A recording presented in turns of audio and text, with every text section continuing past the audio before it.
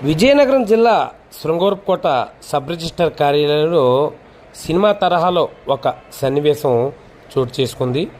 2 రోజుల క్రితం మనకు రాష్ట్ర రెవెన్యూ శాఖ ప్రత్యేక ప్రధాన కార్యదర్శి ఆర్పి సిసోడియా రాత్రి 6 నుంచి 7 గంటల సమయంలో ప్రత్యేకమైన క్యాన్వాయ్లో ఈ కార్యాలయానికి చేరుకున్నారు.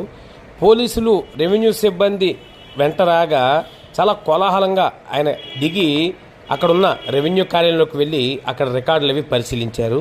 అయితే కొన్ని రికార్డులు తారుమారు చేసి రిజిస్ట్రేషన్లు జరిగాయనే అంశంపై ఆయన ప్రభుత్వం ఆదేశంతో ముందుకు కదిలారు. గతంలో సినిమాల్లో చూసిన మాదిరి రాత్రి వేళల్లో అధికారులు ఆఫీసులకు వచ్చి అక్కడ అధికారులతో మాట్లాడుతూ అక్కడ రికార్డులు పరిశీలన చేస్తూ ఇలాంటి దృశ్యాలు చూసిన చాలామంది ఇది సినిమా సన్నివేశం కన్నా బాగుందని పేర్కొన్నారు. అయితే జిల్లాలో వేపాడ మండలంలో భూ కుంభకోణం జరిగిందని, దానిపై